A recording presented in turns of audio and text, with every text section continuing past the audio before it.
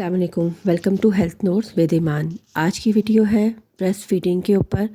اس کے بارے میں ہم تھوڑی سی ڈیٹیل سے بات کریں گے کہ بریسٹ فیڈنگ ضروری کیوں ہے، بچوں کو ڈبے والا دودھ دینا چاہیے کہ نہیں، بریسٹ فیڈنگ کے مدرس کو کیا بینیفٹ ہوتے ہیں اور نہ کروانے سے کیا نقصانات ہوتے ہیں۔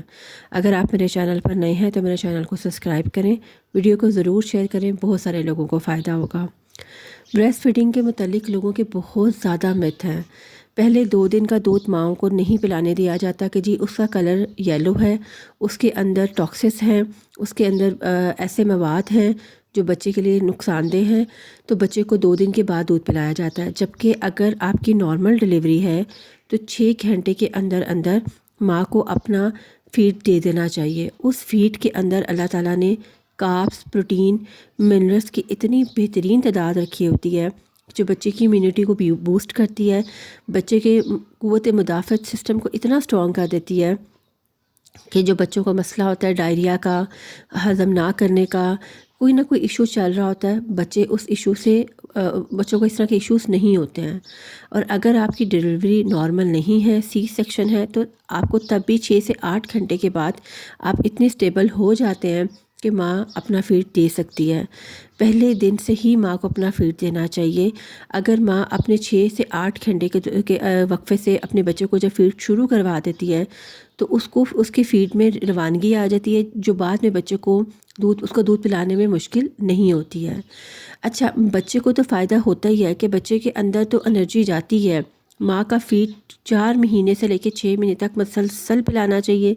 6 مہینے کے بعد آپ کو اس کے پلے کرانا چاہیے عام گھریلو سادہ نرم غذا کے اوپر، وہ بھی آہستہ آہستہ شروع کروانی چاہیے۔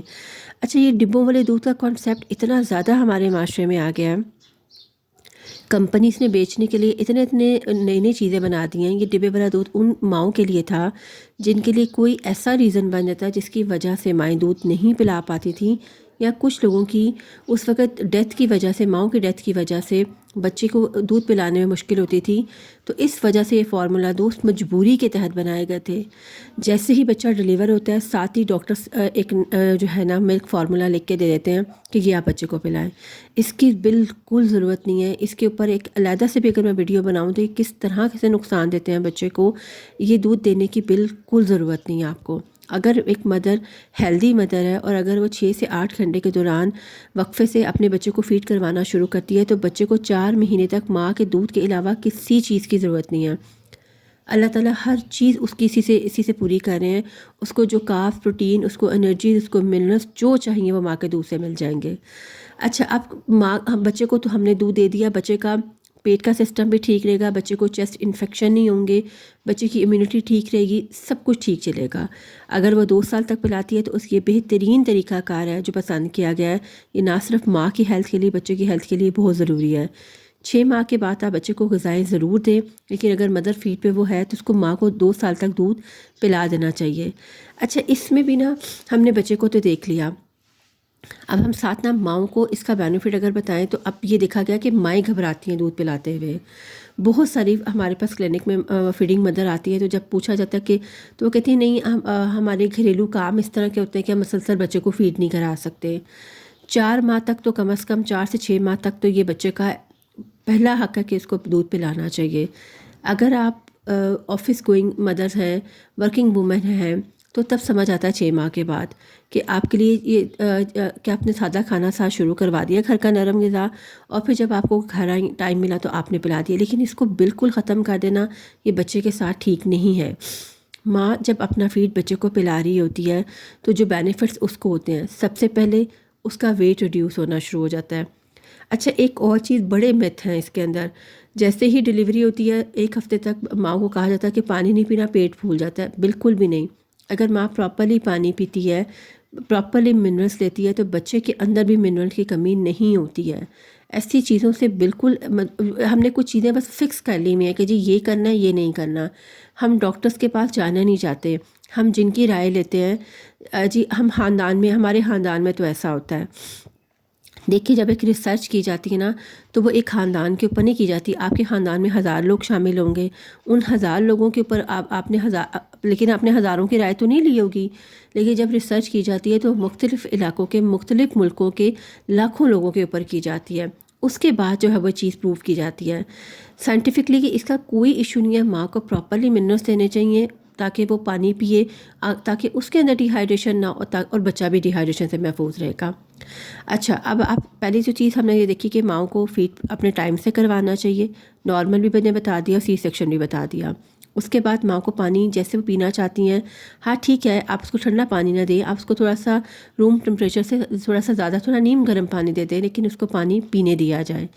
मदर फीड पे ऊपर जब बच्चा रहता है, बच्चे को जो बेनिफिट होते हैं, माँ को बेनिफिट में एक ये चीज़ बेनिफिट होता है कि वो उनके हार्मोन्स, हेड टू टो जितने हार्मोन्स हैं, आप यकीन करें कि इसके बाद जो मदर फीड के ऊपर जो माएँ प्रॉपरली दूध पिलाती हैं, उन्हें उनके हार्मोन डिस्टर्ब नहीं होते, उनके साइकिल डिस्टर्ब नहीं होता, उनका साइकिल बिल्कुल ठीक चलता रहता है, उनका वेट आसानी से लूज़ हो जाता है।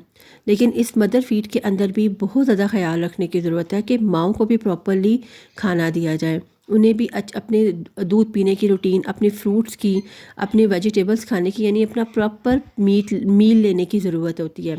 सिर्फ ये नहीं होना चाहिए कि मदर फीड के ऊपर हमने ऐसी माँओं को भी देखा, जब हमारे पास वो क्लिनिक पर आती हैं इतनी लागर हालत में, वो सिर्फ मदर फीड कराया जा रहा होता है और उन माँओं की खुराक का ख्याल नहीं रखा जा रहा होता।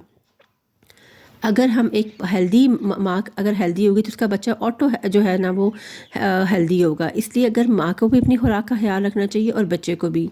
प्लीज़ फार्मूला दूध से महफूज रहें। बच्चों को चेस्ट इन्फेक्शन के लिए बाद में माएँ भागती हैं डॉक्टर्स के पास, बार बार रेशा होता है, बार बार चेस्ट इन्फेक्शन होता है, उनका पेट का मसला रहता है, उनको डायरिया हो जाता है, उनकी इम्यूनिटी वीक होती है। अक्सर फार्मूला दूध की वजह से बच्चों के ऊपर स्किन डिजीज़ हो जाती हैं, उनको रैशेस पड़ जाते हैं, उन्हें मसलसल आप देखते हैं कि उनके बॉडी के ऊपर रेड रेड छोटे छोटे बारीक बारीक दाने आप देखते हैं, अब समटाइम रैशेज हो जाते हैं। तो ये सारी चीज़ें फार्मूला दूध की वजह से। आप देखिए, एक बच्चा दुनिया में आया है और आते साथ ही आपने उसको डब्बे वाली चीज़ दे दी है, एक आर्टिफिशियल चीज़ दे दी, बजाय ये कि वो अपनी मदर फीड के ऊपर आता। तो ये बहुत सारी चीज़ें हैं जिनके ऊपर थोड़ा सा ख्याल रखा जाए। इंटरनेट का ज़माना है, थोड़ी सी रिसर्च करें माएँ, उनके पास बहुत सारे सोर्स हैं अपनी इन्फॉर्मेशन को इंक्रीज़ करने के लिए। तो काइंडली सिर्फ चंद लोगों के तजर्बे के ऊपर ज़िंदगी ना गुजारें। डॉक्टर से प्रॉपरली इससे पहले पूछा करें कि आपको क्या खुराक चाहिए, बच्चे को क्या देना चाहिए। काइंडली फार्मूला दूध से महफूज रहें, अपने बच्चों को भी रखें, माएँ भी अपनी खुराक का ख्याल रखें, ताकि हम हेल्दी बच्चे जो है ना वो ग्रो कर सकें। अस्सलाम वालेकुम, मिलते हैं अगली वीडियो में।